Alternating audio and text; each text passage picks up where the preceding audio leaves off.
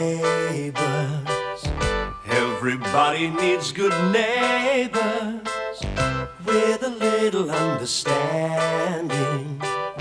You can find the perfect blend. Neighbours should be there for one another. That's when good neighbours become good friends. How do I look? Do you really want me to tell you? Dad. Darling, will you take that off and set the table, please? Nice gesture on Amanda's part. Yeah, she seems to be full of nice gestures. Why the cynicism? Well, let's just say that Amanda strikes me as the insincere type. I saw that. Oh. Jane, what are you doing here? I live here, remember? Oh, it's just that we didn't expect you here for dinner tonight, that's all. We thought you'd want to spend some time with your mother. Jet lag got the better of her, has it? Not that you'd notice. See what your mum gave Gran? Did she bring you any presents? This. And a lecture on wearing my glasses and cutting down on makeup. Honestly, you'd think I was about 6 the way she carried on. Well, it's hard for mothers to accept that their children are growing up. Since she and Dad moved to Hong Kong, they've acted like I didn't exist. She has no right to expect me to listen to her now. She's still your mother, Jane. No, she stopped being my mother when she walked out on me. Jane, wait! Leave her alone, darling. Dad? No, darling, she needs to be on her own for a while. Now, put that back where you found it. I've never seen Jane so riled. Do you think we ought to talk to her mother? It's between them. And if Amanda's any sort of a mother, she should be able to handle it.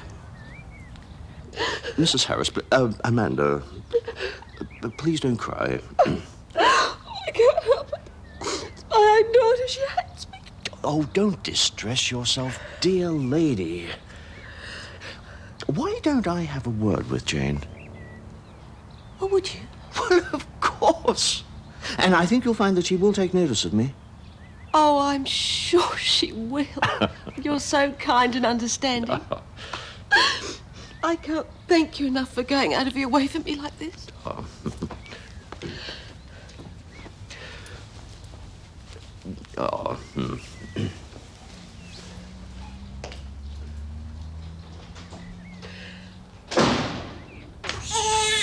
on, don't cry, James Kingsley.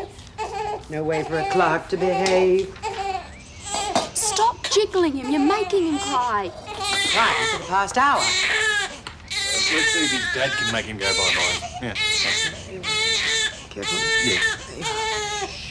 Daphne, I think he's hungry. He can't be. Well, that happens sometimes when you chop and change feeding schedules. Elaine, please. He is my baby and I know what I'm doing, okay?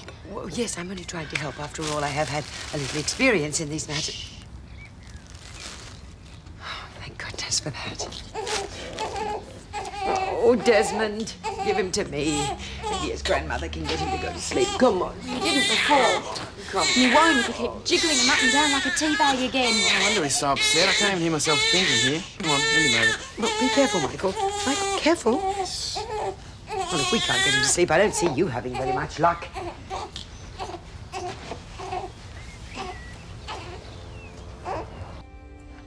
Out like a light. I really don't see why we couldn't discuss this in front of the Robinsons. I mean, they know exactly how I feel. Then I'm sure they would agree with me that you are being very, very unreasonable. Well, it didn't take Mum long to get you on side, did it? That is an uncalled for remark. Well, it happens to be And true. I am surprised that you are displaying such a childish attitude towards your mother. I can't help the way I feel. No, but you can rise above it. I am not going back to live at Nan's. Jane, think what it would mean to your grandmother to come back to a happy and united house. I can't just switch my feelings on and off like that. Yeah, well, all your mother wants to do is show you how much she cares. The only person she cares about is herself. When I left her, she was sobbing her heart out. She thinks that you hate her and she can't bear that. Now, why don't you give her another chance, eh?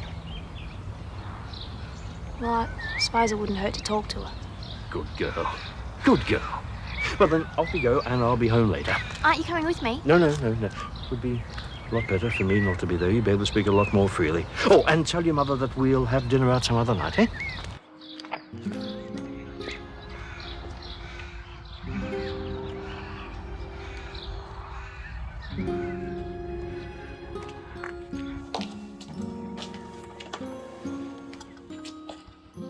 Stop giving me that smug look. You're far from perfect. You've spoilt Jane.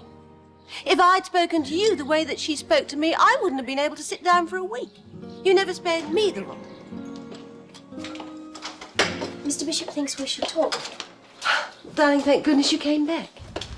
I suppose we should try and get along for Nan's sake.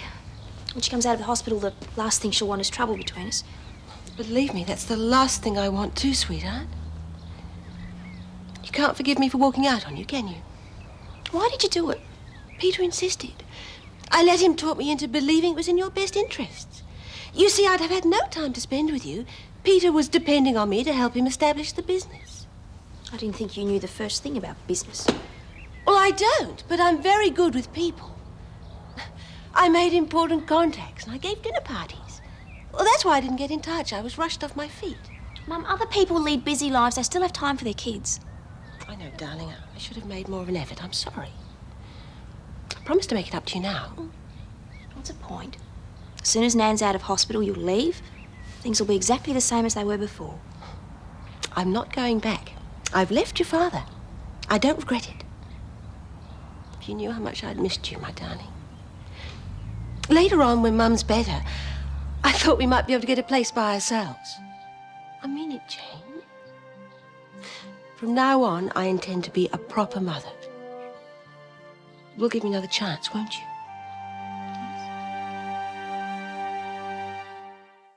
It's going to be awful without you here.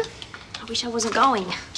You're talking as though Jane's moving to darkest Africa, not back across the street. I think I'd almost prefer Africa. Oh, come on, it's not as bad as all that. Thank you for everything. Oh, we've enjoyed having you with us. And if you ever feel like popping back to do the odd dish or two, please feel free. You're not really having second thoughts, eh? Second, third, and fourth. What about? Oh, everything, Luce. Mum keeps saying how sorry she is and how much she wants to make it up to me, but... Well, give her a chance to prove it. Yeah, I suppose I'll have to. I guess it would make Nan really happy if she came home and found that Mum and I had made up. I reckon you're lucky, Jane. At least you've got a mum. Sometimes really miss mine. I don't think your mum could have been anything like mine, Luce. But I bet you'd miss her if she died. Lucy. Well, she would. I think you should try and make up with your mum instead of arguing. You know what, Lucy? I'm going to miss you. I'll miss you too. I can't promise any miracles, but I will try to be at least civil to Mum. And thank you for the pep talk. No charge. From what I hear, Jane's mother's rather shallow. Nothing could be further from the truth. She is a lovely woman. Might have known she'd wrap you around a little finger. Apparently she's quite femme fatale. You shouldn't listen to malicious gossip, Madge. I don't think Helen would like to be referred to as malicious gossip. Oh, you must have misunderstood her. Look, shall I set the table? Oh, no, that's Charlene's job. Would you give her a call? It's time she left Scott alone to get on with his homework. Leave them alone. They get little enough time together as it is. Now, Amanda may have been a handful when she was a teenager, but she's been happily married for years now. And just for the record, her behaviour has been perfect since she's been here. Really? Really? How many sets? 4. Henry's out for the evening. Another girlfriend, eh? Boys will be boys. Well, he'll grow out of it. Doubt it. You men take one look at a pretty face in your history. Madge, what is the matter with you tonight? There's been nothing but smutty insinuations and... oh! I know that shade. It's called Hong Kong Sunset. I don't wear it. There is a perfectly innocent explanation for all of this. There better be.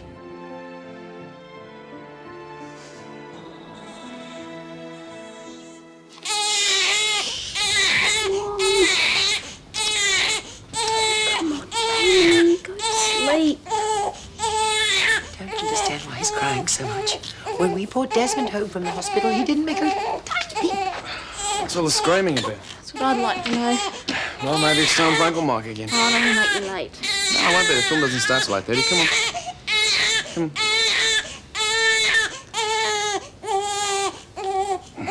Come on, Daddy. Big little boy. No, I'll do that, Daph. I brought him out. Desmond. A bit young to appreciate them yet.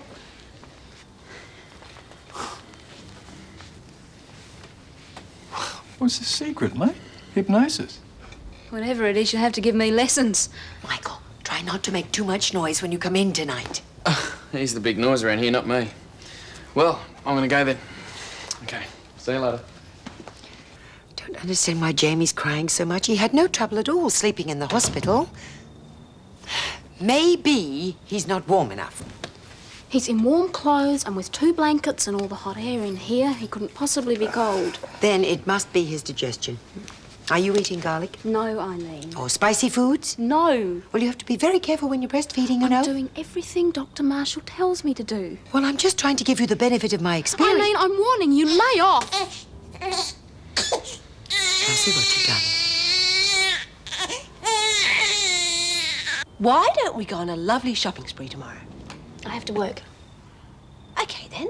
How about we go out and have dinner somewhere? I've got classes tomorrow night. I'm doing a business administration course. That sounds very impressive. I suppose you've got ambitions to end up running BHP or something. I'll clear away. Leave the dishes. Why don't you come and help me unpack and we can discuss what we're going to do on the weekend? I think we should take turns at sitting with Nan at the weekend. What is the point? I mean, she's under such heavy sedation she can hardly string 2 words together. She'd still like to know that we cared enough to be there. Yes, I suppose you're right. I'll go and visit her tomorrow and take some flowers. Oh, come on. Why don't we go and fight over the cupboard space in your room? You can have the lot. I'll be sleeping in Nan's room till she comes home. There's no need for that. It'll be much more comfortable for both of us. You're determined to freeze me out, aren't you? No, Mum, I told you. I just want to take things slowly. And there really isn't enough room in there for both of us.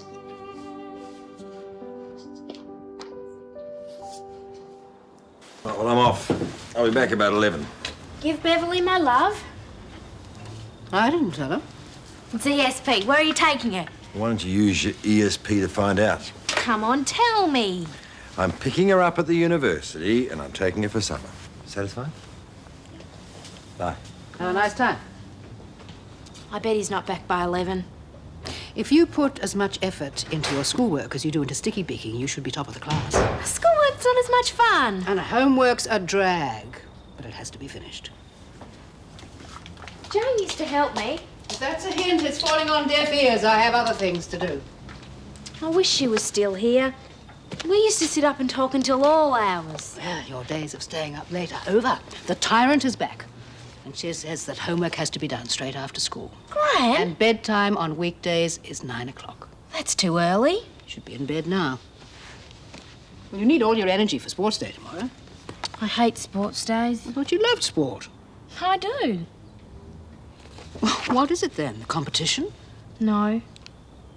Well, what then? Oh, come on, Lucy. My ESP isn't doing too well tonight. It's just... I know you and Dad'll be there, but most of the other kids' mothers always go. I see.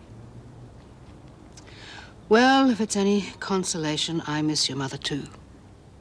Very much. I know I can't take her place, but I have tried. I know. Just get on with your homework. Gran? Mm-hmm. Can you come here for a minute?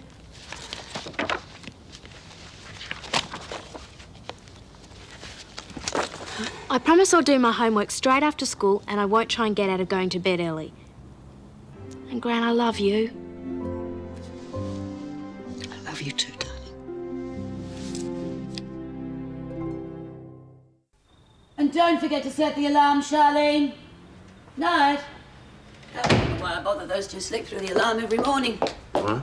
Oh, really, Harold? First of all, you make me jealous and then you fall asleep on me. Oh, come on now. You weren't jealous of Amanda. You were just having some fun at my expense. I was trying to make a point. We all have our weaknesses. Yours is Amanda, mine is pig-headedness. You're supposed to contradict me. Oh, really, Harold, wake up. I'm trying to have a serious conversation with you. All right, I'm listening. Now, what are you being pig-headed about? Mrs. Mangle. Oh, now, come on, Madge. Now, we've already talked about this. I admit I was angry about the row that you had with her in the first. You do still blame me, don't you? No, I don't. But if you're feeling guilty about it, why don't you go and visit her? Oh, I'm the last person she'd want to see. All right, then we'll send her some flowers. She'd throw them away. No, I'm doing the only practical thing I can for Mrs. Mangle. I'm making sure she's got a job to come back to. No, just a minute. Now, you're not doing her job as well as your own, are you? Oh, good heavens, no. Ron's taken over at the Waterhole. You know, just as well. I don't want to see you getting sick as well. Oh, Harold, it's nice to know you care. Well, of course I care, Madge. Oh, now, just a minute, Harold. It wouldn't be good if I got lipstick on your shirt, would it? Oh. What would people say? Don Juan.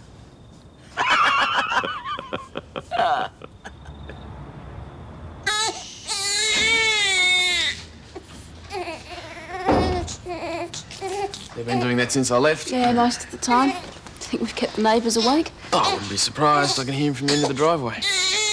Don't understand what's wrong with him. I've fed him, burped him, changed his nappy. Well, do you want me to see if the magic touch is still working then? I hope it is. He just needs his sleep, and I don't want Eileen breathing down the neck again. Come on then, I'll look after little Jamie. You make some cocoa or something. Yeah, I will. Thanks.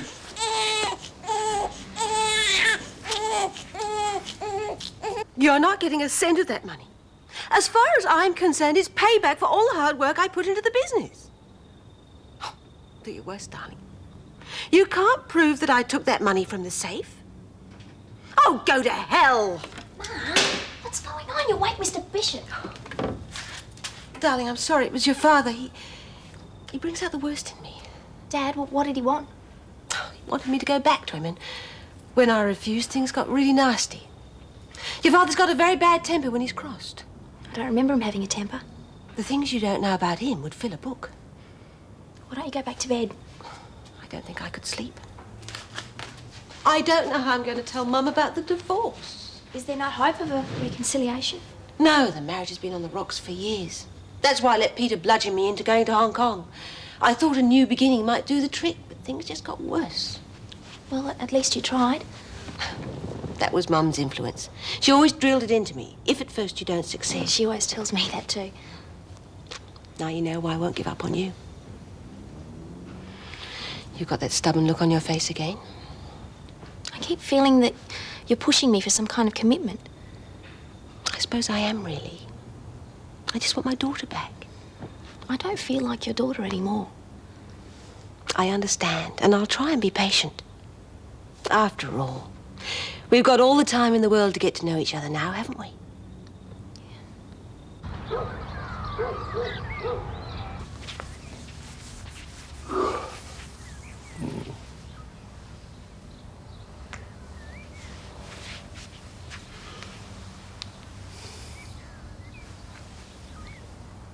Daph. Jamie? Ah, he's sleeping like a top. Oh, thank heavens for small mercies. I slept like a top myself. I didn't hear a thing. Rick stayed up with me for a couple of hours before I chased him off to bed. What time did our son and heir drop off? It was about 6 when he ran out of steam. Oh, gee. I better get you breakfast. No, I can get my own breakfast. Come on. You go back to sleep, eh? Thanks. Morning, Eileen. Good morning. Sleep well? Oh, you must be joking. Well, if you couldn't sleep, why didn't you come out and take over from Daph? I did. I offered several times. All I got was abuse for interfering. Oh, sweet little boy. Little Jamie. Oh, I scarcely touched him. I didn't mean to wake him up. It took me all night to get him to sleep. Look, you go back to bed. We'll look after him. Hadn't let her upset him again. Nothing doing. I am perfectly capable of looking after a baby. It seems to me you are the one who are not. Mum! Well, I mean it, Desmond. This demand feeding That business. is it, Eileen. I've had it up to here. I want you to pack your bags and go. I mean it. I want you out of here.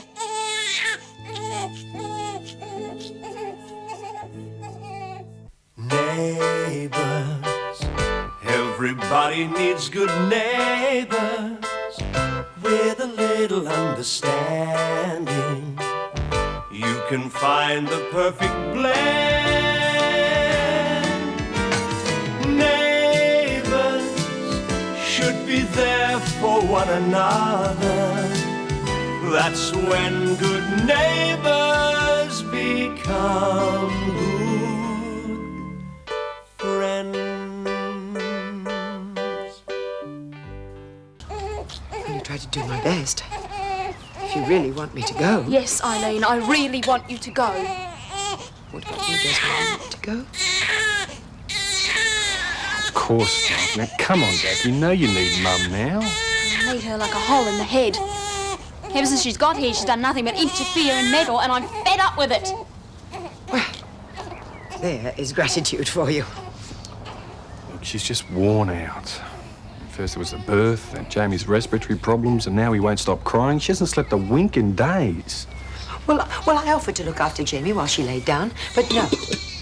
And this demand-feeding business, she is making a rod for her own back. No, I'm sure that Jamie would settle down if she fed him at sensible set times like any sensible mother would. Look, if you're going to keep on about that, maybe that's right. Maybe you should go home.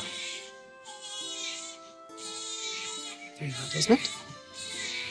I will get dressed and pack my things and you can drive me back to my unit.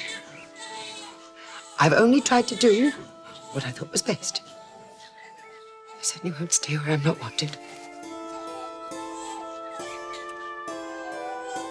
Hurry up, Scott!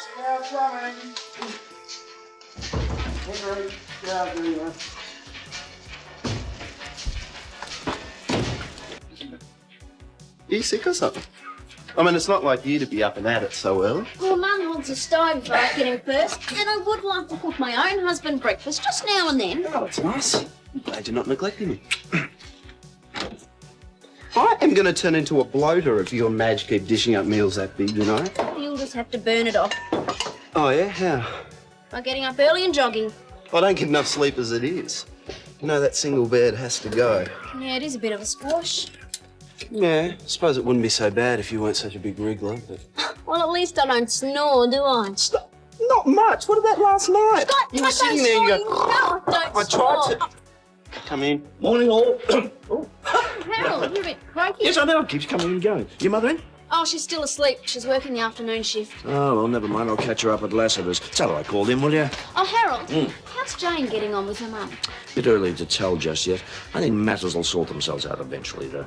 Was Mrs. Harris anything like Jane? Oh, yes, charming woman. You know, it is a pity there was ever any misunderstanding between those two in the first place. Yeah, well, it's just from what we've heard, Mrs. Harris hasn't been much of a mother at all. Well, I think she's trying to make up for it now. Anyway, it must be off. I'm going to work via the hospital. I want to see Mrs. Mangle. Oh, yeah. Look, can you pass on our best wishes? Tell her that Scott and I hope she's feeling better soon. Will do. I'll see you at the coffee shop. Oh, yes, that reminds me. There is every chance that Eileen Clarke may be coming to help us again today. Oh, that's all we need. Yes, no, Charlene. I know she may be a little, overzealous, but she means well. Yeah, I know. Now that she's staying at the Clarkes, I bet Daphne would be glad of a break. Is he feeding properly? He's fine. Nothing wrong with his appetite. You're looking very pale, Daphne. Is something else bothering you? No. Des is wonderful. And everything's under control. As much as it can be. Apart from the crying, of course. How often does he cry? Oh, not much. That's not his fault. Daphne, how often? I haven't had any sleep since we brought him home from the hospital. It's more or less all the time. But I can't cope, Beverly. I just can't cope.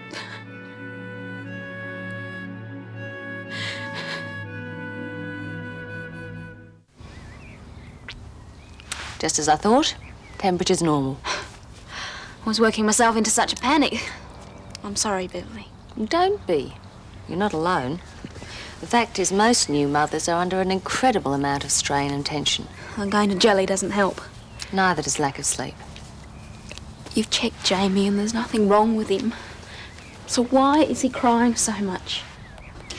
Babies can be disturbed by the change of environment when you first bring them home. You said there's been a lot of tension in the house. Yeah, there has. It's obvious, really. Whenever Mike holds him, Jamie's fine. Mike's as laid back as ever. Des and I are both very anxious, and Eileen's even worse. I got very angry at her. The thing is, you've just got to relax more. Let everything go. Hang the housework, everything. Let the neighbours help out. You spend your time with Jamie. I'm sure he'll settle down once he feels you have. Well, there's a good chance of that now that I've sent Eileen packing. Des wasn't too happy about it, which was driving me crazy. I don't care what Daphne says. Big side salads, they're the answer. That way the customers think they're really getting value for money. Jim didn't think so. He was here a few minutes ago for that picnic camp you made up for him. Complained there weren't enough drumsticks. Good morning, good morning, good morning. Morning, Mrs. Clarke. I take it you'll be working with us today? Well, for as long as I'm needed. Goodness, Charlene, that sink could do with a clean. You sure Daphne and little Jamie can spare you? Well, for one day only, after all, Daphne's going to have to learn to manage on her own sooner or later. And it looks like I'm here not a moment too soon. What are you doing with that?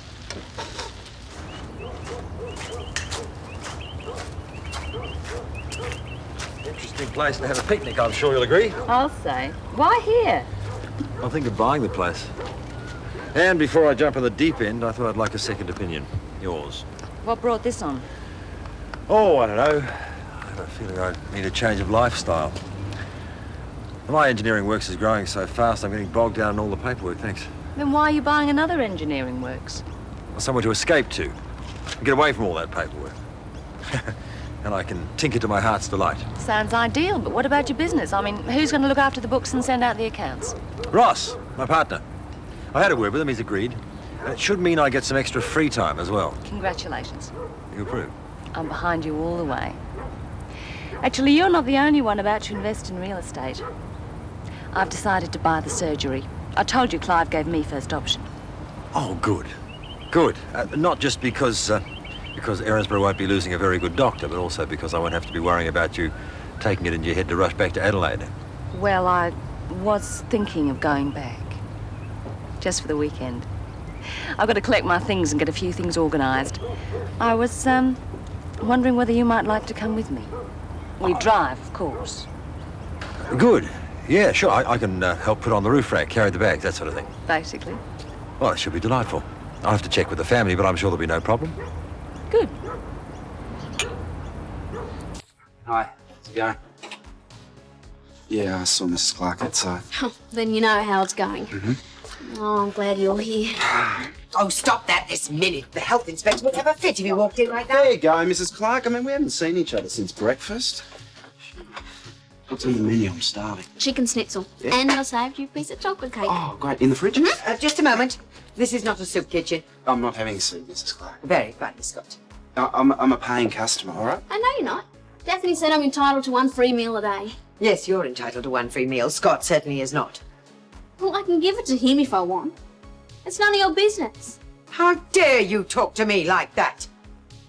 That's it. I've had enough to hear with you today. Charlene. Well, I have. Harold and I were managing just fine till she came along. Now the place is in total chaos. I see this is all the thanks I get for spending my entire day. Please! Keep your voices down. The customers can hear every word. Mr. Bishop, I insist you dismiss Charlene immediately. I can no longer work with her. Charlene, you stay where you are. Now, Mrs. Clarke, I must ask you to consider my position. I could not possibly dismiss Charlene without Daphne say so. Well, you have my permission. I will tell Daphne about it. I am not prepared to take that responsibility. Charlene is needed here. If she stays, I go. So be it. I suggest you take the matter up with Daphne. I wouldn't dream of bothering her. You don't want my... Excuse me.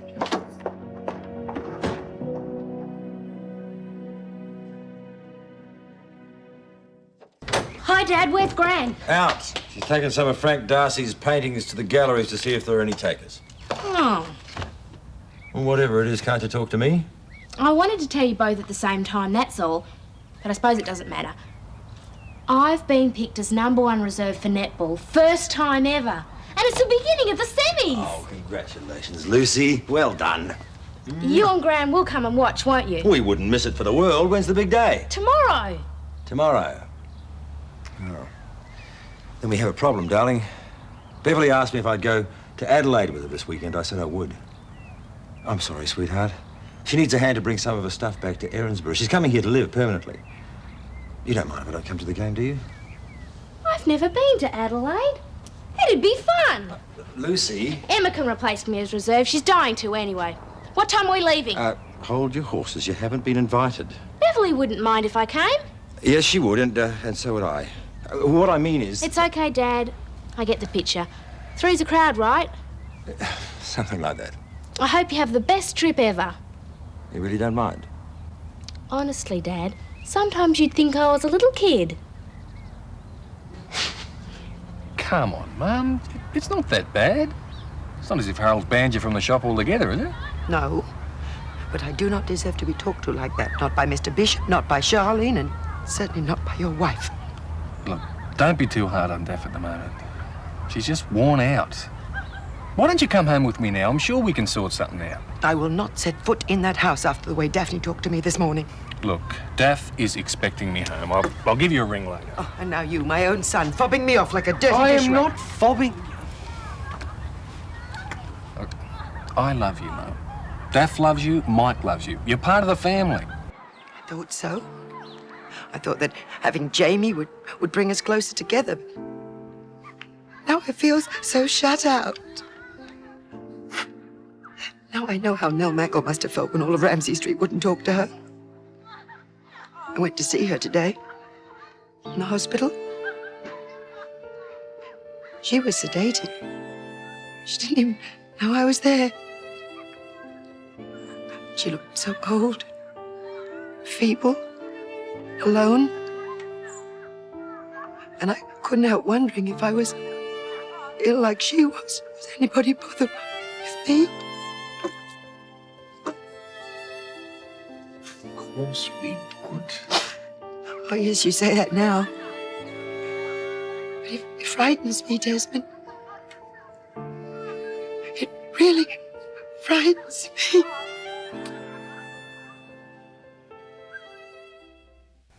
There you are, little fella. You feel better now? Come on. Any burps? There we go. There we go. Ooh. You know, Jamie, being your mum is a lot harder than I expected it to be. Oh, I knew about your dirty nappies, now you're going to throw milk up all over me. That doesn't worry me.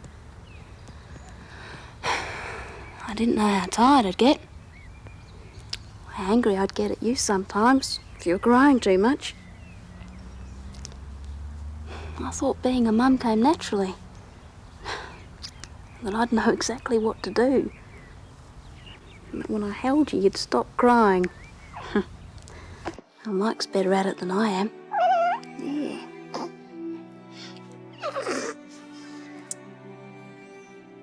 I want to be the perfect mum to you. I think you're just going to have to bear with me for a while. I'm not as good at it as I expected to be.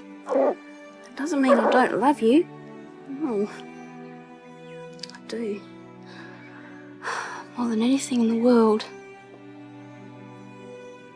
I hope that in time I can learn to be a good mum.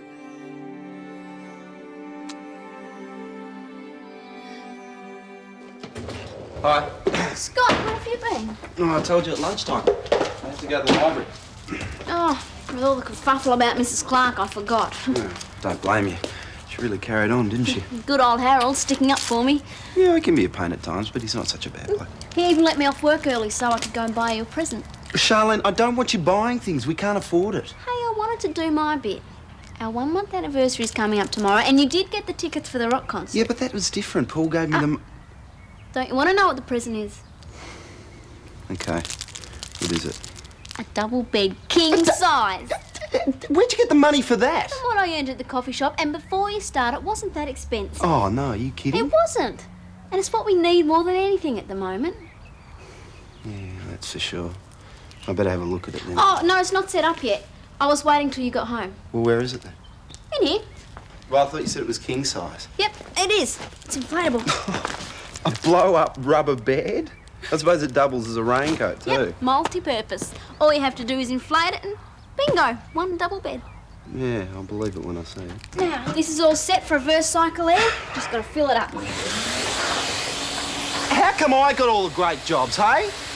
How about you and Dr. Marshall, Dad? What are the chances of you two getting married? At the moment, nil. We are just good friends. About to drive all the way to Adelaide and back. Don't push it, Lucy. Why don't you go inside and practice your flute or something? Hello, Lucy. Jim. Hi. Hi. Dad wants me to go inside so I can talk to you about the trip to Adelaide. Bye.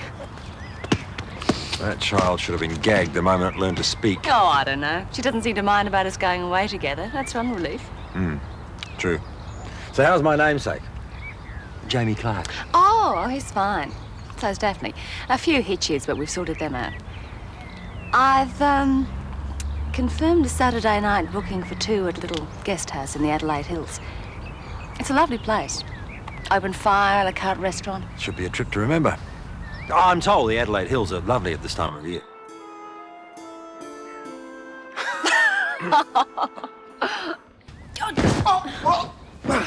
Not bad. Yep, not bad at all, actually. What do you mean, not bad? It's heaps better than having to share my single bed. Yeah, well, I suppose your wriggling won't be such of a problem now, but I'll still gonna have to put up with your snoring, of course. Unless I can get some ear I do not snore. You know I don't snore. You snore all the time. You do snore. Hey, wait. It's a great present. Okay? Madge, I just got Charlene. Good heavens. I'm sorry. I'm very sorry. Harold, do you like our new bed? That's why I want us to leave the coffee shop early. Yes, very, very nice, yes. Well, I was looking for your mother, but obviously she's not home from work yet. No, she had some shopping to do. Well, don't worry, I'll come back later on then. No, don't bother about getting up. You can see you're very comfortable. What? We're giving him a bit of meaty gossip to pass on to Mrs. Mangle. Hey, it's none of her business. I was only kidding. Anyway, we've got more important things to worry about. Like what? Like how are we going to get this into the bedroom without deflating it, huh? Sorry, Daph. I know I said I'd be home early, but... Well, I met Mum and she was really upset because she thinks no one loves her anymore. She's terrified about growing old and lonely and that you won't let her see Jamie anymore. Look, I know she's been a pain lately. I'm not asking you to let her move back in here, but could you give her a phone call later? Tell her that we all still love her? Sure. Good on you. So, how's little Nipper tonight? Sound asleep in the nursery. Then he's settling in. Told you he would eventually. You just relax. Now, can I help you with dinner? I haven't started it yet. Well, that's okay. I'll organise it. What about takeaway pizza? Des. Chinese? Des. Fish and chips it is. Des, listen to me.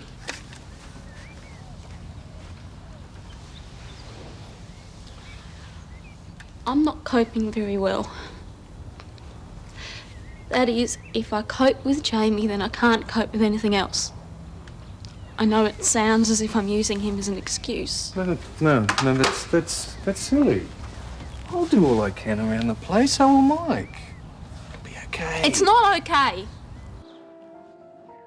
I thought I could be the perfect wife and mother and I should be able to cope. I can't. When it comes to the crunch, I'm a total failure.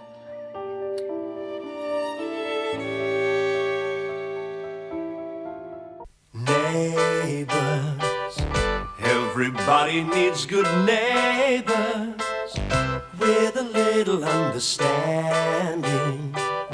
You can find the perfect blend. Neighbours should be there for one another. That's when good neighbours become good friends.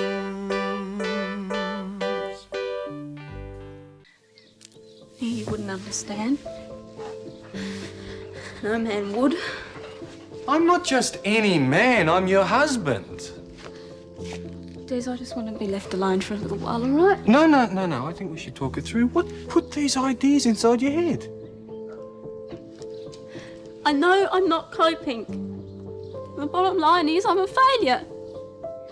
It's silly. Hey? How can you be a failure when you have given us a beautiful son? I also want to be a good wife, and I don't want to just let things go because I can't manage. But what things go? Like getting dinner? That's no hassle. I'm going to lie down while Jamie's still asleep. Hey. Why don't I talk to Harold? Tell him to bring dinner around from the coffee shop for the next few weeks, eh? Yeah, if you like. I'm sorry, Des. What for? Well, you better send me out a prospectus then, hadn't you? Bye. Oh, darling. Flowers. You shouldn't have. They're far too expensive these days. Oh, I didn't buy them. They were a present. From an admirer? Someone left them for me in the office yesterday. Boyfriend, is it? No, just someone trying to apologise. Listen, do you know anybody who can give me some advice on money matters? I really do need to sort out my meagre finances. Oh, well, there's Clarke. He's a bank manager. Oh, that sounds ominous. Why? Bank managers always wander around with a permanent frown on their faces, saying no a lot. Not Des. He's really nice. Oh, well, I suppose it's worth a go. So how was your day, Jane? Not bad, thanks, Mum. Oh, I'm sorry, darling. How was your day? Hectic. Lassiter's is booked out solid. I was going to stay back and get it all done, but Paul said I could go. He had another appointment, so he couldn't leave anyway. He's meeting with a purple elephant with green stripes to talk about building a skyscraper in the middle of the lake. Oh, that's nice, darling.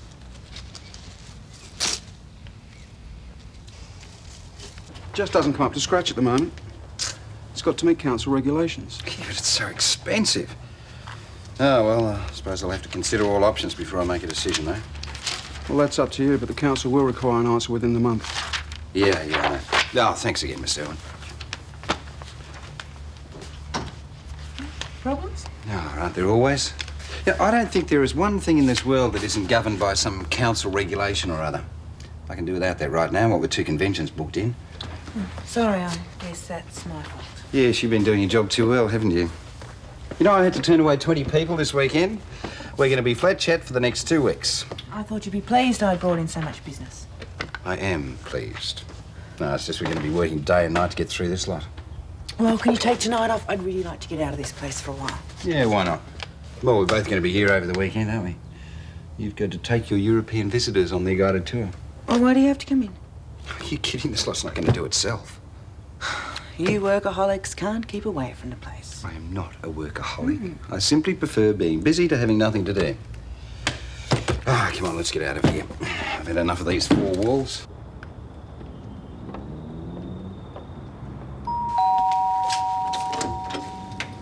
Oh, g'day, Jane. Hi. Is Jamie asleep? Yeah, and Daphne.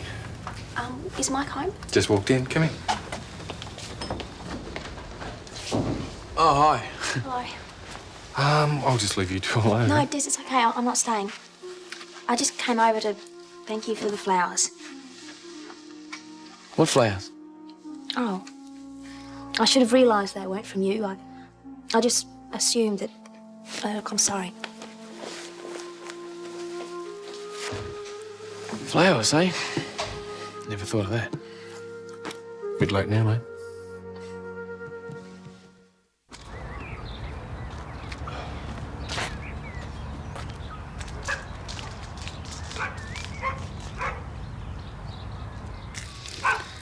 Yeah, okay, Bouncer, it's coming. Keep your fur on. Know you're hungry. Oh, coffee. You're a lifesaver, Mike. Gee, now I understand why Daph gets so tired. You just get to sleep, and the little devil starts screaming again. Well, it's a shame we can't take over the feeds for her, isn't it? Yeah, not exactly built for it, are we? Just hope Daph sleeps in this morning. God knows she needs it. She was so strung out yesterday. Des, do you reckon it's too early to ask your advice about something? Yeah, probably. What? What's about Jane? I thought so.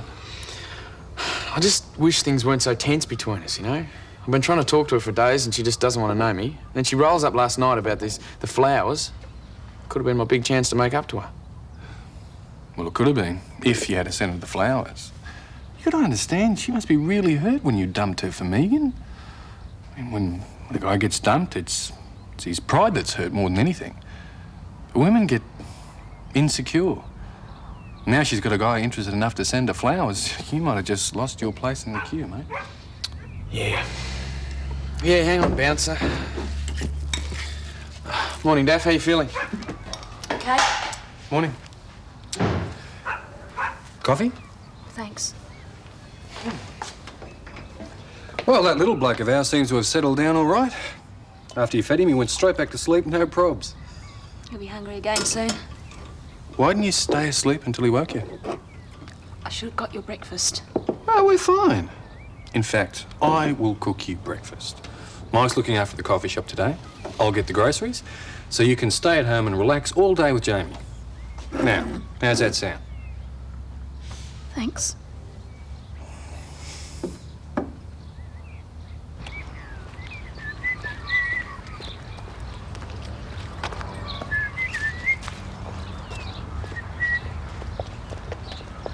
Morning. Good morning. Excuse me, are you Des Clarke? Yeah. The local bank manager, I hear. My daughter tells me you're the man to see about finance. Amanda Harris. Oh, you're Jane's mother. Yes. Oh, right. Well, pleased to meet you. Well, Jane is such a wonderful girl. Everybody in the street really like her. Good. I know you must be a very busy man, but I wonder if I could possibly come and see you with a few money problems I've got. Not very good when it comes to that sort of thing. Yeah, sure. Any way I can help, just drop into the bank first thing on Monday and we'll have a chat. Thank you. Des, could you get some more food for Bouncer while you're out? Yeah, sure. No worries. You met Jane's mother? Amanda Harris, Mike Young. Hi. Mike? Yes, you're a friend of Jane's, aren't you? Yeah, sort of. My mother mentioned you. You and Jane see quite a bit of each other, I believe. Oh, well, we've split up now. Oh, I see. Well, I won't take up any more of your time. Till Monday, then. Bye. Yeah, I'll see you then. Bye. Well, we know where Jane gets her good looks from. What are you working on? Oh, I'm just looking for ways to expand the hotel. Oh, it would have been easier if I could have used the lake area, but as I can't do that... So, what have you got in mind, genius? Eh? Sorry, I guess I'm distracting you. Oh, no. It's just thinking. Yeah, Paul Robinson. Yeah, hang on a second. She is. It's for you. Hello? Okay, I'll be right over there. Thanks. The magical mystery tour has arrived. I want to hear all your plans when I get back. Oh, yeah, no, it's just an idea at the moment. Okay, I'll catch you later.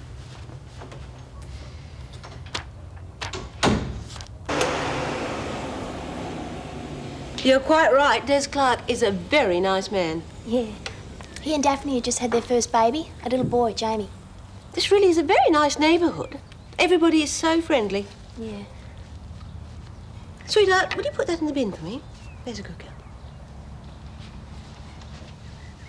Tell me, what have you got planned for today?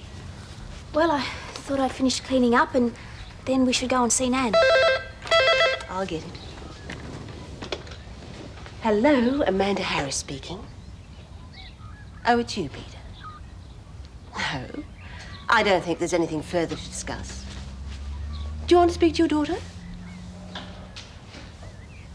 Well, I don't think I want to speak to you. If you're going to use that sort of language, you needn't bother ringing again. Dad? Yes. Well, he could have said hello. I haven't spoken to him in ages. I don't think he was in any mood for a chat. Now you know what I have had to put up with all these years. The only person that he thinks about is himself. Oh, come on. Don't take it to heart. He's really not worth it. Why don't you forget about the domestics and we can go and visit Nan in hospital and have a nice cup of coffee afterwards? Oh, come on. Well, give us a chance to get to know each other better. Okay. Good. I'll go and get my mink.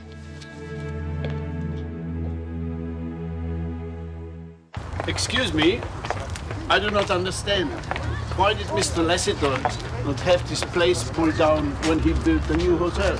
Oh, he wouldn't hear of having the water hole regained. He loved this old pub. It's a replica of one he used to own in the outback. Jack Lassiter used to make his living out of the original water hole.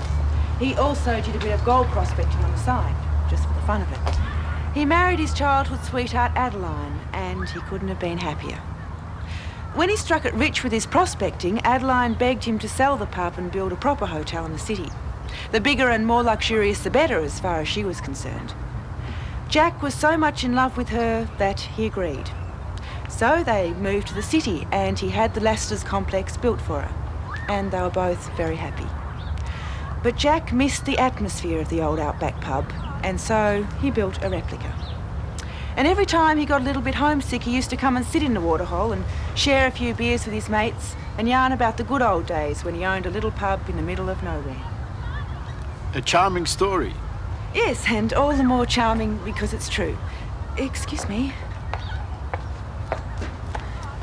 See, every time I hear that story, I get a lump in my throat. Must be the romantic in you, Des. The tourists love it. They feel like they've been given a good old soak in traditional Aussie atmosphere. Yeah, well, they're going to have to find something else to soak in. See, I got some plans for the waterhole. Excuse me. There you go. What's on Waterhole. Oh, just some ideas. Anyway, let's not better get back to the grindstone, mate. Yeah, I'll get some more shopping to do. I'll see you later, mate. Okay.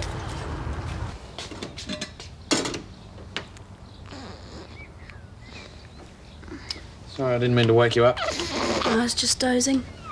Jamie asleep? Yeah, he is. So he should be. Little pig, he drinks till he's bloated.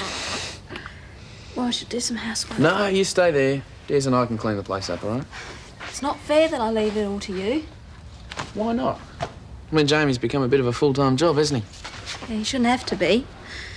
Somehow I just haven't coped as well as I should. You seem to be doing okay to me. Not if I have to give up all the other activities. I should be able to go on being a wife as well as a mother. Other women do. I don't think Des feels as though you've stopped being a good wife, Daphne. Just that Jamie's the biggest event that's ever happened in my life. Ever since I got pregnant, everything seems to have gone wrong. High blood pressure, birth being too early, and then Jamie getting sick. It's just not how I imagined it to be. I didn't think I'd have to work so hard at it. Daphne, it's not your fault. I mean, you wouldn't be feeling so down if you weren't going through, what is it, postnatal depression? I mean, maybe you should go and see Beverly again. What for? She can't do anything. I'm not sick, I'm just inadequate. Hi, two are finished? Paul, what did you mean about having other plans for the waterhole? Oh, it's simple. If thine eyesore offends thee, pluck it out. What? Look, the waterhole takes up a large piece of prime land. If we build a 6-storey extension on it, well, we can increase the accommodation by, 30%. You mean knock it down? Well, we can't build on top of it, can we? Oh, you're not serious. Of course I am. Do you realise how much it would cost just to comply with the council fire regulations on that old building? It's just not a viable proposition. You can't do it. We can't afford not to. Look, a new extension is a very good business investment. It's far better than that dilapidated old shack out there. It doesn't matter what it looks like. The waterhole's a part of history. You can't just tear it down. You'll have to find some other way. Gail, there is no other way. I don't know how you could even consider the idea. It's one of the biggest attractions in the complex. Don't exaggerate, Gail. I'm not. The tourists love to look around the old place and hear the story about Jack and Adeline. Fine, if it's romance they want, we'll have a fresh supply of mushy novels in every room of the new wing. How's that? What about all the people who work there? Yeah. What about Madge? If that means is she going to be out of a job, of course not. There'll be plenty of jobs. It won't be the same without the waterhole. It's a whole slice of history that'll be wiped out. Jack Lasseter's labour of You're love. starting to sound like you believe all the hype you give the tourists. Just because there's no romance in my life doesn't mean I don't appreciate it. Look, unless your name is Barbara Cartland, romance doesn't pay the bills. Good business sense does.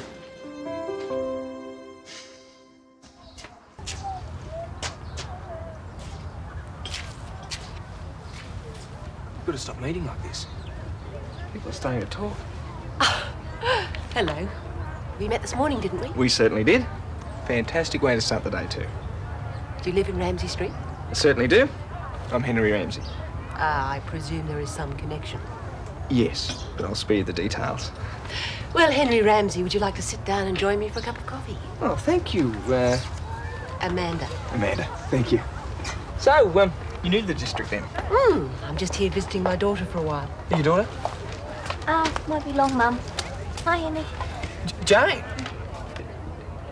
This is your mum? Yeah. Oh, Just didn't realise, that's all. How's Mrs. Mangle? Oh, she's much better. We've just been to visit her. Great. Gee, that's a nice perfume you're wearing. Oh, thanks. Smells like fresh flowers. You like fresh flowers, don't you? Yeah. Especially when someone sends them to you, eh? You sent them. Thought you might need a bit of cheering up. Oh, thanks, Henry. That was a really nice thought. A really nice thought. Thanks a lot. Could we have another cup for Henry, please? Yeah, sure. How are you, mate? Oh, not bad.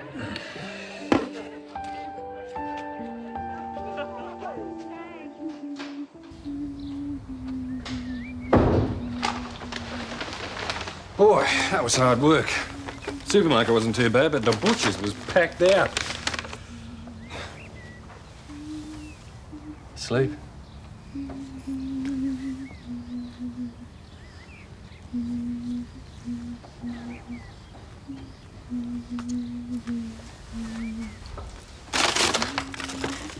Hey, what can I go for you? Thanks. Do your favourites. I probably shouldn't be eating them while I'm breastfeeding. Look, why don't we get Mike to look after Jamie tonight and we'll go out for a meal together? Just the two of us. Come on, Daff. You can work in between the feeds. It'll do you good to get out for a while. You've been stuck in here too long. Paul did promise us a free meal at Lassiter's. I don't want to leave Jamie. I'd rather stay in and have an early night. Well, that's even better. Once he settles down, we can have a nice, quiet night together, eh? Des, I've been thinking... It's been pretty hard on you with all these feeds in the middle of the night. I don't mind. No. You've got to get your sleep. You can't go to work exhausted. But I can handle it. I think you should set up the spare bed in the nursery and you can sleep in there and Jamie can come in with me. No, Daff, that's silly. I want to help. I can do it. Please. Beverly said I have to concentrate on Jamie for now.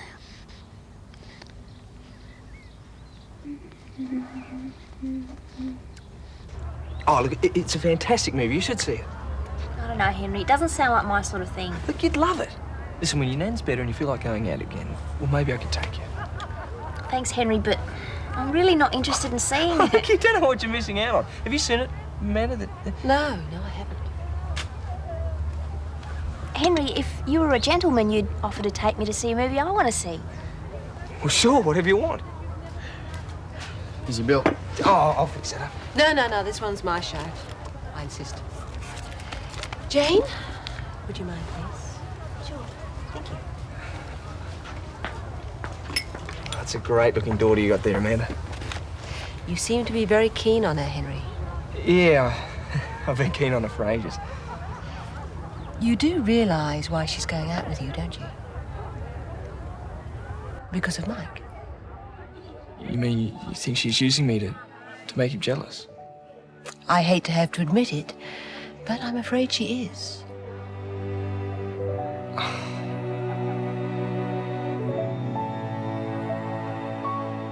Neighbours, everybody needs good neighbours with a little understanding. You can find the perfect blend. Neighbours should be there for one another.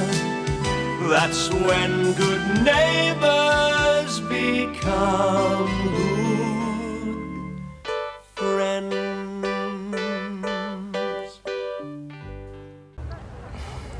Mrs. Harris, no offence, but I reckon you've got it all wrong. Oh, I don't think so, Henry. Jane's a nice person. She doesn't use people. There's a difference between being a woman and trying to be one. Now, Jane has had to put up with being unattractive for most of her life. Now that she's learned a few tricks, boys are starting to pay her attention. It's only natural for a girl like that who hasn't had any experience to be just a little bit selfish. Yeah? I really don't want to interfere in Jane's life, and I wouldn't be telling you this unless I really cared for her as much as I do. It's just that she's really a child, and these games she's playing are dangerous. If I thought she still liked Mike, I would never have asked her out. She's got to learn that playing the field might be very well for her own ego, but she's going to end up hurting someone. And you're a nice boy, Henry, and I don't want to see you hurt. It's a bit late. Oh, she's made me look like a real fool. Come on. Don't take it so personally. I'm sure she would have taken advantage of any boy who happened to be around at the time. Thanks, Mum. Well, don't keep me in suspense. About what? Our date. When do you want to go to the movies? Why don't we just forget it? What? Well, you don't need me to stir Mike up. Anyone will do. It's the truth, isn't it? Henry! For goodness sake, don't follow him, sweetheart. That really would be pathetic.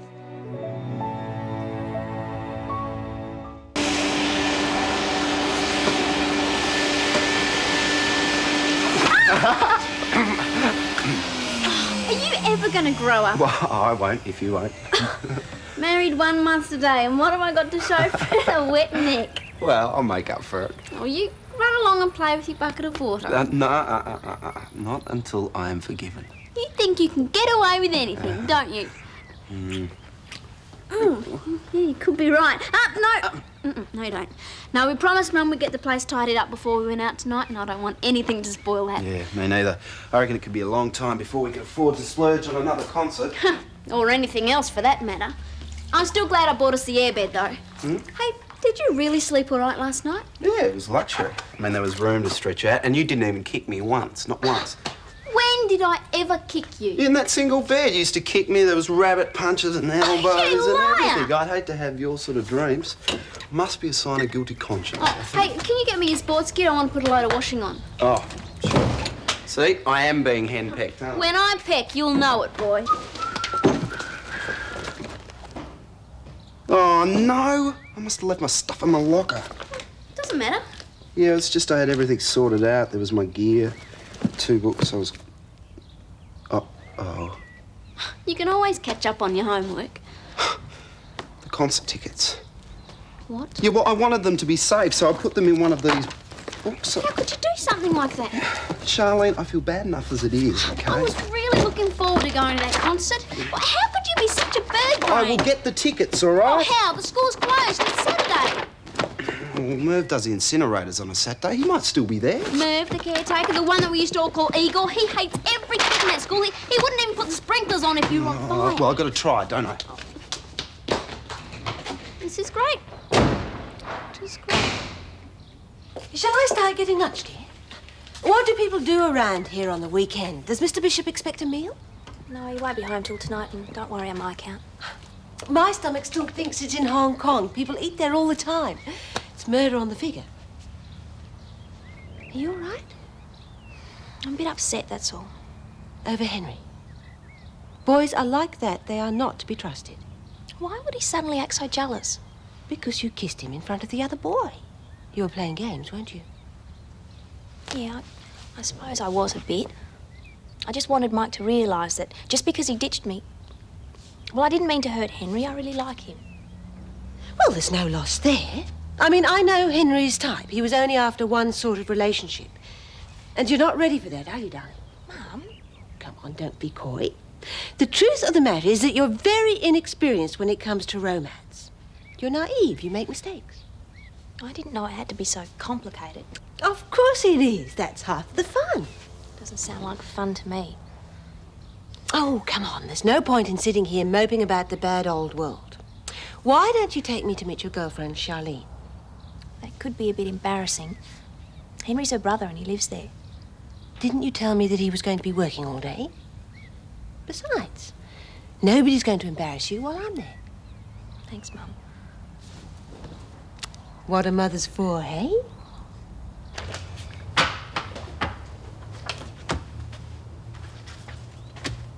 How long is this going to go on for?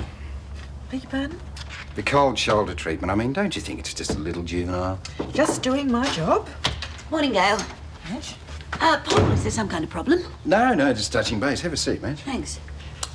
So, how's the state of play? I'm not overloading you, am I? Oh, no, I enjoy the added responsibility. And I am not a human sacrifice, so if I wasn't coping, you'd find out soon enough. So the occasional shift at the waterhole isn't a problem? No, far from it.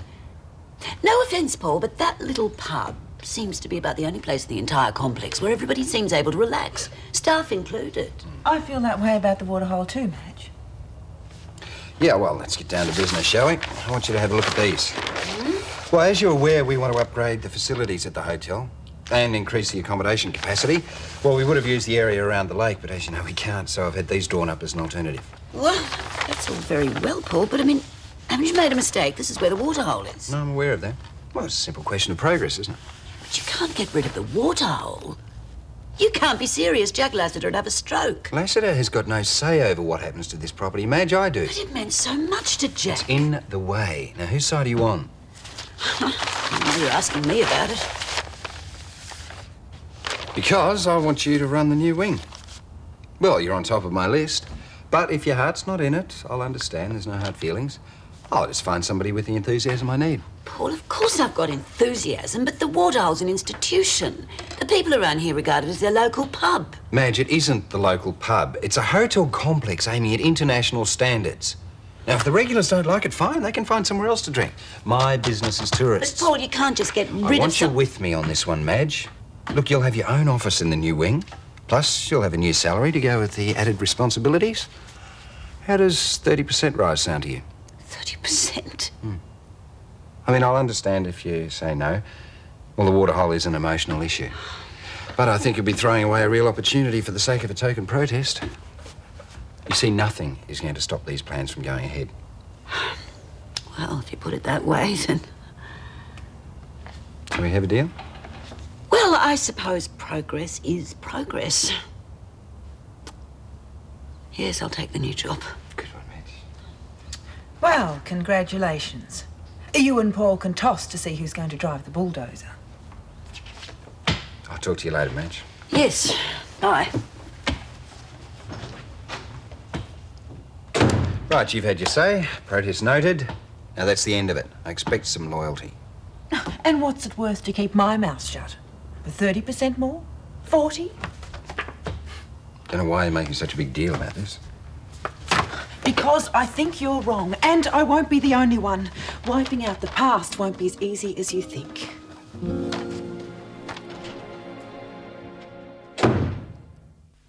It's really lovely, but... Oh, you don't even know me, Mrs. Harris. Nonsense. Any friend of Jane's and all of that. Oh, it's really elegant. Your husband not home? No, he had to go over to the school. The bird brain left the concert tickets in his locker. Oh, no. Oh, it's no joke, Mrs. Harris. This is our one and only night out. We're on a tight budget. Oh, no, it's, you're just so young. It's really odd to hear you say your husband's still at school. Oh, we're doing all right. Oh, look, I'm sure you are. What was amusing me was picturing Jane in the same position. The poor darling would be quite lost. Well, if you're married to the right guy, I don't think it matters how young you are. Guess I haven't had your luck, Shirley. Stupid Scott! Oh. This is Jane's mother. Mrs. Harris, I'm pleased to meet you. Likewise, Scott. You don't have to tell me. Merv wouldn't let you in, right? Out of sheer spite. You know, he was laughing at me when he went home. Oh, I'd have got Dad, but he's away. Well, what about your mum, Shirley? Oh, she'd do a block and make things worse. Is this man a teacher? Oh, he's a caretaker. Do you know where he lives? Yeah, he's got a cottage next to the school. Charlene, has Merv ever met your mother? Not that I know of. Good. I'm sure she won't mind if I impersonated her for 15 minutes. Show me where he lives. Look, oh, we appreciate the effort, Mrs. Harris, but you don't know Merv. And you don't know me, Scott. I can be very persuasive when I want to be. Very persuasive indeed. Come in. Oh, Kerr. It smells good. Shortbread in the oven. Aha, now the truth comes out. You're hiding away in domestic bliss when I thought you were up to your ears in starving artists. I am up to my ears in starving artists, thank you very much. I'm baking out of guilt. Well, I've had to spend so much time on my clients that I feel that I've let the family down. Seriously? I promised to take Lucy and Emma horse riding tomorrow, but a gallery rang this morning, and now I have to work instead. Never mind, I'll take them. Are you sure? No problem. I can even pick Lucy up from netball this afternoon if you like. Oh, that would be an enormous help. Oh, but I don't like you giving up your Sunday. That's the only day you and Paul have to yourselves. This Sunday, I think I'll be better off with Lucy and Emma. Oh? Oh, it's not a major domestic. Paul's found a new way of worshipping the almighty dollar. And enough is enough, that's all. Oh, well, I don't wish to pry, but, tell me everything. All quiet on the Western Front? Give it time. Oh, thanks, cheerful Charlie. What brought on that burst of optimism? How'd you feel if I told you I wanted to be a monk? Henry, if you took holy orders, I think my first instinct would be to tell you to put them back where you found them. At least those guys have got one thing in their favour. They don't have to worry about chicks. Aha! I might have known. I've made mistakes, I admit that. Oh, yeah. Melanie and Debbie, those were mistakes. I try to do the right thing and I get kicked in the teeth. Henry, I thought you were going to work on a relationship with one girl, slow and steady. I did. And Jane just set me up. She played me for a real sucker. Jane? She used me to make Mike jealous. Jane? Didn't want to tell you which chick I was interested in until I knew she was interested in me. Henry, you may not exactly be Jane's cup of tea, but she wouldn't use you like that. That girl hasn't got a devious bone in her body. Oh, yeah? I probably wouldn't even have spotted it if her mother hadn't wised me up. Her mother? She said it's typical of Jane's immaturity. She did it for Jane's own good. Did she know? Did you? Oh, you did it! Not me, Jane's mum. She's something else. Yeah, I guess so. What did she say to him? I don't know. I wasn't going to go past the front gate, but she spoke to him for 5 minutes. Old Merv just melted. He practically ran back to the school. Oh, your mum is great, Jane. She saved our necks, you know. Your neck. And if you want to go tonight, you better get those windows done. The windows. The windows? Madge, I just want to know if you've worked all this out by yourself, or did Paul make you learn it by heart? Helen, I came here to explain the situation, not to be insulted. I'm not insulting you. I just want you to be honest. Now, Paul stands to make profits by getting rid of the waterhole. And he's obviously made it worth your while to back him. But Helen... Now, Madge, I think that the waterhole is A, beautiful, B, historical, and C, I don't think Jack Lassiter would have sold the complex if he thought that the waterhole would not remain. Now you know where I stand. I think we should drop the subject. You can be a very difficult friend. So can you, Madge, but we manage.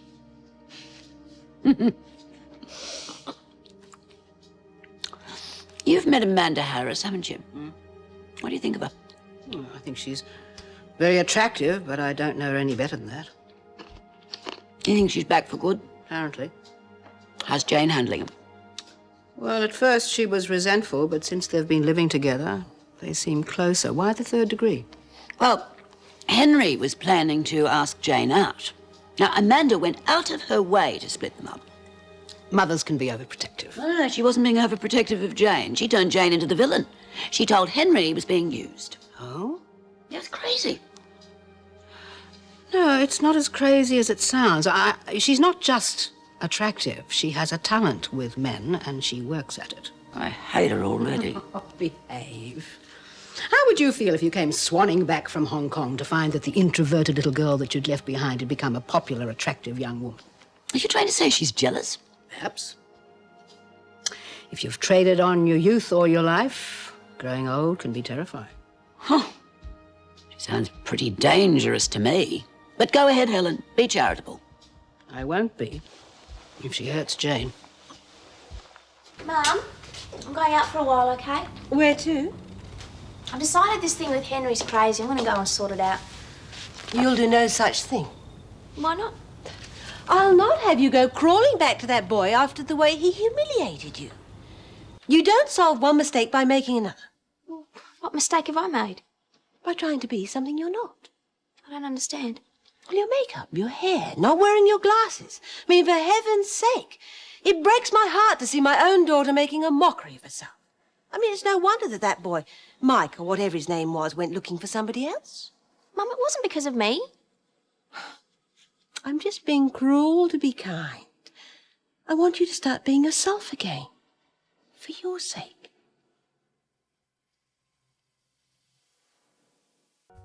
Oh. I better be. Oh, no, please, Madge, don't go. I want to give you those jumpers I've been mending for Scott. Hello? It's international. Oh. Hello, Rosemary. Yeah, yes, I'm fine. I couldn't be better. Madge is here. She sends her love. Scott and Charlene loved their wedding present. A month. They're out celebrating. Oh, the trip was wonderful. I got a new career out of it. An artist's agent. Now, that's a fine thing for a daughter to say.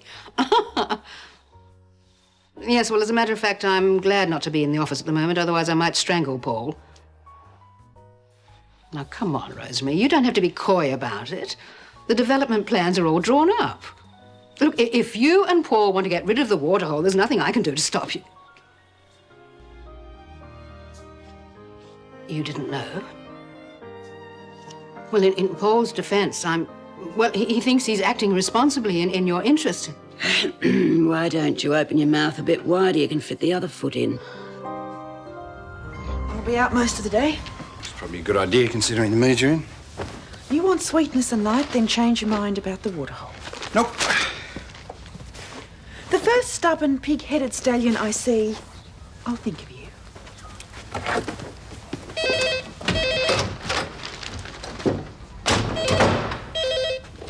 Hello? Oh, Rosemary. Yeah, great. You should have been there, Henry. Plenty of talent. Just don't you talk about girls, all right? You guys are incredible. Just because Jane split with Mike, you think she can't wait for you to walk into her life. Drop the subject and pass the jam, would you? Tea or coffee, huh? Oh, a couple of pints of plasma and a drip tube, I think. Oh, well, thank God Harold's not here yet. Mum, you're working too hard. Go back to bed. Skip church. Skip church? No way. I need all the help I can get anyway. Harold would never forgive me. Oh, dear. Speak of the devil.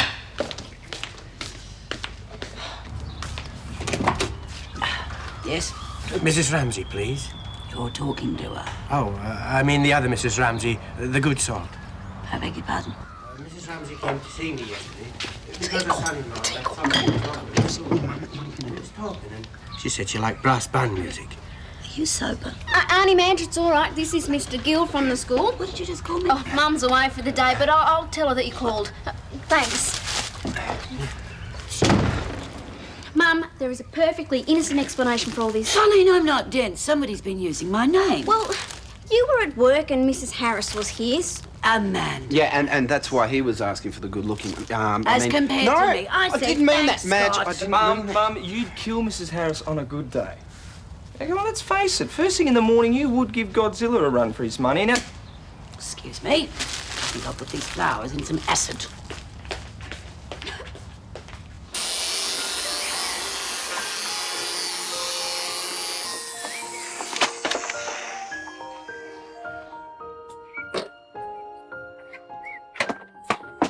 It was working the garden. When'd you get Henry to? Inside now. Don't think you can take your bad temper out of me, Paul Robinson. You double-crossed me. You went and blabbed everything to Rosemary. What? Rosemary has frozen the entire development project thanks to you. Oh, has she? I'm glad. I don't know who spilled the beans, but I'd like to shake their hand. And I don't have to tell you to go straight to hell because you're halfway there already.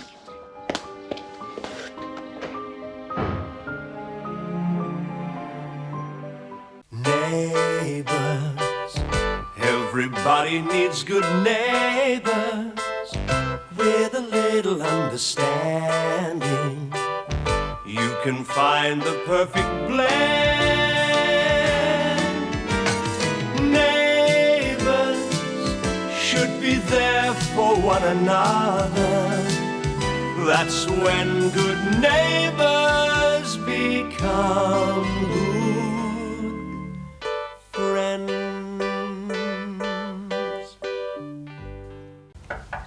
Lucy? No, it's Gail. Ah, just the person. I've been trying out some new styles. What do you think? Too cheerful. A new aunt, I take it. Well, you're going to tell me about it, or you're going to cart that rain cloud around with you for the rest of the day? Oh, it's Paul. I had to get out of the house before I did something I might regret. But you don't want to hear about it. Says who? If it's a family problem, I'd rather you tell me than someone else. I won't take sides, I promise. We just had another argument over the waterhole. Ah, I might have known. But this one was a doozy. He makes me so mad sometimes. OK, I admit I feel strongly about him wanting to demolish that old pub, but the last thing I do is ring Rosemary and get her to stop him. Rosemary stopped him? Dead in his tracks by the sounds of it. And he's blaming me for telling her. Oh. He just can't trust anyone, not even his own wife. Look, I know I argue with him, but I wouldn't phone America to dob him in.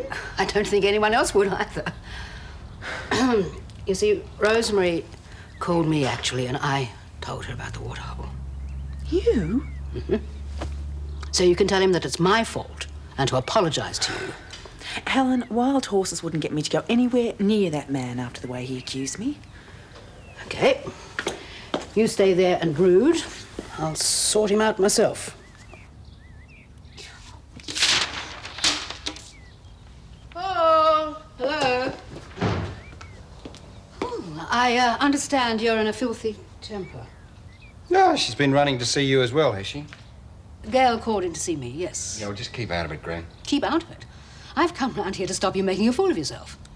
I am not making a fool of myself. That woman deliberately went behind my back to tell Rosemary about me wanting to pull the waterhole down. Gail told you that she didn't tell Rosemary. Now, why couldn't you take her word for that? Because I know she told her. You don't know anything. I told Rosemary. You what? Well, Paul, I thought Rosemary knew all about you pulling down the old pub, and when she rang, I simply told her that I was against it. Oh, Gran, how could you do such a thing? I haven't done anything. Still a free country. I'm entitled to my point of view. Besides, Rosemary promised Jack Lassiter that the waterhole would remain. And to her credit, she's sticking to that. Yeah, well, she wouldn't have stuck to it if she'd had time to see the plans that I was drawing up. But, oh, no, you had to jump the gun, didn't you? Well, the tin check stays, and I hope you're satisfied. Oh, so you're turning on me now as well. Look at you. That's exactly the way you used to stand when you were a toddler and couldn't get your own way. Gran. Another thing I remember about you when you were a little boy was that you always admitted when you'd made a mistake. And you've made a whopper about Gail.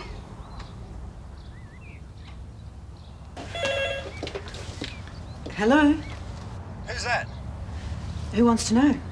This is Jim Robinson speaking. Oh, hi, Jim. I'm sorry, it's Gail. Oh, Gail, just the person. Is Paul there? No, he isn't. Oh, well, look, two things. Would you tell Helen that I'll be home in 2 or 3 hours and that I'm bringing Beverly home for dinner? Oh, OK. Have you had a good trip? Great. And look, the other thing is, do you know if Paul will be free later on today? Well, he's at home right now.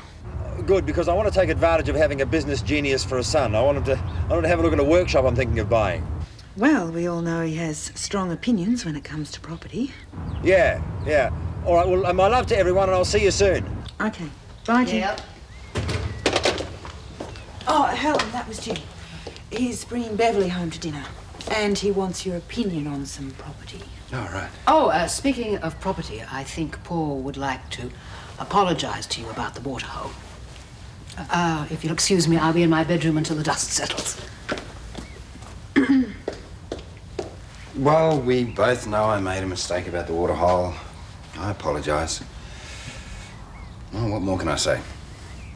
You could say you've been an absolute pig to me.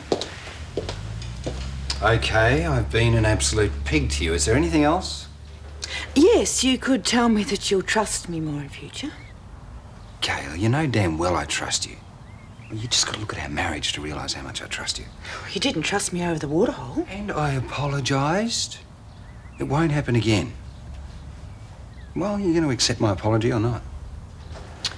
I'd prefer it with a little more sincerity.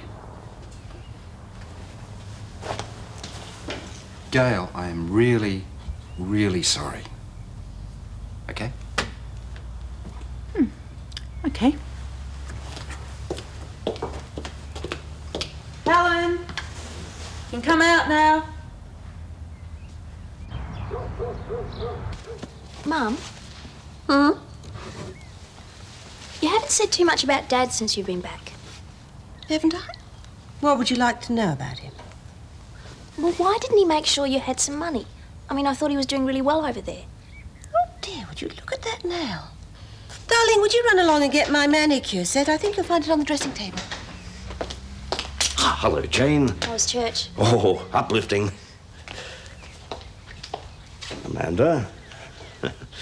Oh, imagine I called in to see your mother at the hospital on the way home. Well, that was very nice of you. How is she today? Yes, a little quiet, which isn't like her at all. Perhaps it was because Madge was with me. Well, as you can imagine, Mrs. Mangle hasn't yet forgiven her for that fight they had. Does Mrs. Ramsay often fight with the neighbours? Good heavens, no. Oh, I really must have got the wrong impression of her.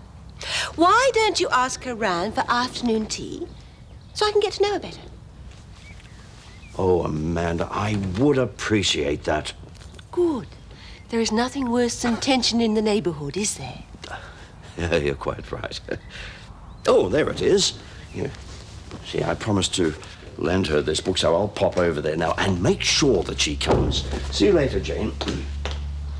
It wasn't on the dressing table. I had to go through your drawer. Did you? Then I found this. There's even more money in there, Mum. In fact, I've never seen so much money in my whole life.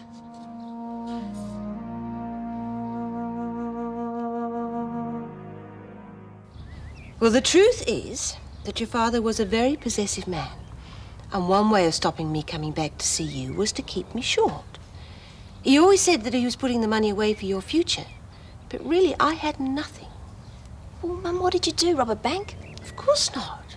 I simply went to the office safe and took out what belongs to us. You and me. You stole Dad's money? No. I simply took what any self-respecting husband would give to his wife and his daughter. Jane, I did it so that we could have a new start. And I did it more for you than for me. I mean, you're the one with a future to consider, and that's all that's important to me. Mum, do you mean that? Of course I do. You're my only daughter. I want to do everything I can just for you. Then you'll stay with me? You won't go back to Hong Kong? For as long as you like, I promise. What about all this money? Why don't you go and put it back in the drawer where you got it from? And keep remembering it's our money. Seeing as I've invited Madge Ramsay over for afternoon tea, I should go and prepare something. Oh, Jane, I do love you, you funny little thing. Harold, I'm sorry, I can't be a hypocrite. I don't like the woman, and if I had afternoon tea with her, I think I'd choke. I can't believe you said that. You haven't even met Amanda. No, but I know what she's done to her daughter. How those people could dump that child on old Mrs. Mangle and ignore her for all that time's beyond me. And to think that you sat next to me in that church and listened to that sermon. Didn't you hear what the Reverend said about the prodigal son? Harold, what's the prodigal son got to do with having afternoon tea with that woman? Oh, Madge! It has got everything to do with it. Now, if you look deeper into what was said this morning, you would realize we were talking about the principle of forgiveness. Now, when you and Mrs. Mangle fought the way you did, when you fought like that, if you'd have turned the other cheek, perhaps, just perhaps, that heart attack mightn't have happened. Harold. And now you are in danger of sitting in judgment on her daughter, a woman you haven't even met. Harold. I say unto you, Madge. Harold, I'll come to afternoon tea, all right? Oh, Madge. Look, underneath it all, I know you're a good woman. And I know that once you meet Amanda, you'll become the very best of friends. Harold, don't expect too many miracles, all right? Jane, darling. Yes? Can you come here a minute? What does Madge Ramsay drink? Drink? I was wondering whether I should serve sherry or cocktails. No. She and Mr. Bishop don't drink. Oh, well, that's a relief. Your grandmother wouldn't have anything in the house anyway. You haven't heard, then, about the night Nan got drunk? What did he say? Oh, yeah. She and Mr. Bishop were so drunk one night that they collapsed on this couch. And unfortunately, Mrs. Ramsay walked in and caught them sprawled all over each other. What's the joke? It's true, Mum. Jane, you do realise you're talking about your grandmother and my mother. Now, if there's one thing I do know about her, is that the only way that alcohol would come into this house is over her dead body. Well, what if she thought it was harmless apple juice, when really it was alcoholic cider? No, it couldn't have happened. Couldn't have. Yes. Mr. Bishop brought some home. They drank 2 bottles between them, did the tango and collapsed. The funniest thing I've ever heard. Amanda. Madge is only too pleased to accept your kind invitation. Oh, I'm so pleased, Harold. Jane and I were just talking about whether I should serve sherry or cocktails. Oh, no. Oh, no. No, your mother and I are as one regarding drink, I'm glad to say.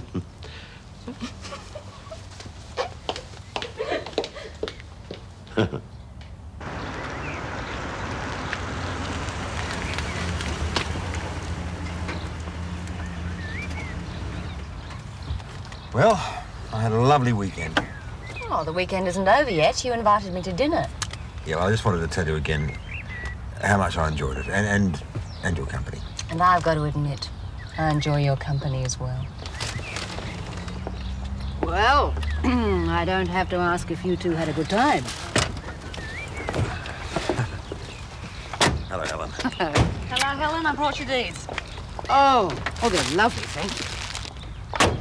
Looks like you're not the only one in Ramsay Street to be receiving flowers. Hello, Madge. Hello. Well, don't tell me Amanda's little man's been visiting you too. Amanda's little man? Oh, it's a long story. I'm going over to the Mangle House for afternoon tea. Oh, Helen, we'll go on in. I'll be in a minute. See you later, mate. Bye-bye. Bye, Madge. What's all this about a little man? Do you know that woman had the audacity to go to the school caretaker and pretend to be me? Why? Well, Scott had left these rock concert tickets in his locker, you see. Well, the caretaker wouldn't open up for him, so Amanda used her charm on him, said she was Scott's mother-in-law, and the old goat fell for it. Next thing I know, he's on my doorstep with these to court her. I'm tempted to hit her over the head with them. Madge. Oh, no, but I won't. I won't. He's so nice. She'll be dying to get rid of me. Ta-ta.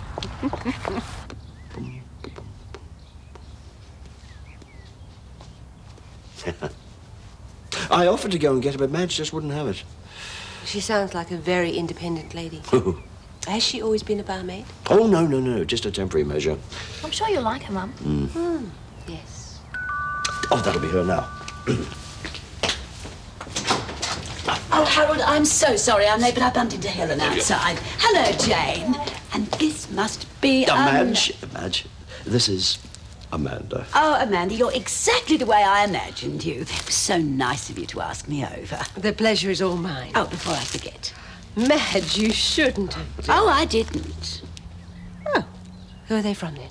Oh, you remember that little caretaker man you met when you impersonated me? Oh, yes. I do hope you didn't mind me getting those tickets for the children. Oh, no, not at all. Anyway, he arrived at our house this morning with those for you. Oh, he did? You're joking. Harold, did you hear that? Yes. Oh, I just knew you two would hit it off when you met each other. You mean Amanda and her little man, or Amanda and me? You and Amanda liking each other, yes. She's teasing you, Harold. Huh? Oh, yes, of course she is. I know. Shall we have some tea then? Oh, lovely. I'm really looking forward to this.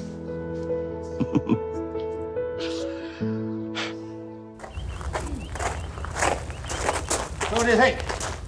Well, I suppose a workshop's a workshop, but you know what you want, and if that's what you want, I think it's, what's the word I'm looking for? Rustic? Yes, I suppose it is, rustic. How about rusting? Yes. I should have known better than to invite you two along. Now here is a man who knows about real estate. Are you saying you don't really want our opinion? That is precisely what I'm saying. It's my son's opinion that really matters. Ugly. That's the word for it, Helen. Yes, ugly is what it is. Is this it? Yep. What do you think? Forget it, Dad. What do you mean, forget it? You haven't even looked at it yet. I'm looking at it now, Dad. For starters, it's too far out of the way. That's what I like about it. And if you're worried about passing trade, don't. People will be happy to drive out here. Now what's happened? It all flared up again in the car. I made some innocent comment and Paul started arguing about the waterhole and Lassiter's. But he apologised. Huh. What do you think, Gail? Think your father will like this workshop? You'll love it. Yeah, Dad, I reckon you should keep looking. I mean, it's nothing but a piece of old tin, really. Yeah, and Paul's policy is to demolish anything like this, if you can get away with it. Right, you've had your say. Now why don't you shut up? Oh. Don't worry, Jim, he won't shut me up.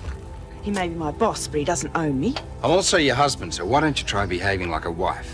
I do behave like a wife, and if you don't like it, we can easily rectify that little mistake. That's enough. Fine. That's fine by me. If that's what you really want, you just think about it. Dad, would you drive her home? Paul, come back here. What's got into you? Dad, it doesn't concern you. Gail, This is ridiculous, fighting over an old workshop. It's got nothing to do with the workshop or Lassiter's, Helen. It's more than that, and you know so. Yes, I do enjoy travel. Have you travelled much, Madge? Oh, yes. Queensland, New South Wales, Victoria. Actually, I meant OS. Have you ever been overseas? No. No, I stayed home and put my family first. I want Jane to travel with me eventually. It's very good for one. It broadens the mind. It knocks off the rough edges and gives one a kind of sophistication. So long as it doesn't give one a pseudo-sophistication. Then one might sound quite pretentious, mightn't one? More tea, Mrs. Ramsay? Oh, thank you, Jane. Oh, this is nice, isn't it? So cosy. Well, I'm glad we know you well enough not to be embarrassed by all that. Good. So when Jim and I have a slanging match, I won't worry about you either. No, I don't think you and Jim will fight somehow. Yes, we will. I love a good argument. It clears the air. Well, speaking of clearing the air, let's say how happy I am that you and Jim are friends. And if it becomes more serious... You move out of here and let me take over. And be delighted for you both. Oh, Helen. I really appreciate that, but we are just good friends and I don't think it'll go beyond that. Well, you never know what's round the corner. I don't care what's round the corner, as long as you and I remain friends. Oh, are you still in one piece? Oh, it's a Mexican standoff. I wish I knew what it's all about. We can't go on like this, can we? I wish we hadn't talked about ending our marriage in front of your family. Yeah, I asked for that. Shouldn't have lashed out at you. So much for marriage of convenience, eh? Gail, what's really going wrong? Okay. I thought we'd entered into a partnership. But you obviously see yourself as a senior partner. Well, yeah, I do. I naturally assumed that I'd make the decisions and you'd back me up. I can't do that. Not if I think your decisions are wrong. I'm an individual, Paul, with my own opinions. Look, maybe I could help you more than you realise if you just listen to me before you shout me down. Okay, I'll listen to you in future. I'll really listen to you. I mean it. Why the sudden change of heart? 'Cause in the car on the way home, I decided that I don't want to walk away from this marriage. I value your friendship too much. Hey, apart from my family, you're the best friend I've got. Well, that's why I should trust you and listen to you. No, Reverend. No. We were just having some afternoon tea. And the ladies insist that it's all right. Yes. I'm on my way. Right. I'll just move the sprinkler. You'll run over the hose. Thank you, Jane. The Reverend wants to instruct me on some of my duties for tonight's service. I am sorry about this. Oh, nonsense, Harold. One should always help out at the church whenever one can. Yes, of course. Well, I'll see you later. Yes, bye. Right. Alone at last? Yes, time for a little straight talking after all the fencing we've been doing. Let's start with my mother. Did you really drive her to that heart attack? No, I did not. I think you did. I also think that Harold is far too much of a gentleman to be caught up with a woman of your class. Oh, now you're showing your true colours, aren't you, madam? Well, let me tell you something. You are the most devious woman I have ever met. Madge, what are you saying? I am saying that you're a rotten mother, and if you so much as try to get your claws into Harold Bishop, you'll end up in hospital. Don't you dare speak to my mother like that. First you fought with my Ned and now you're threatening my mother.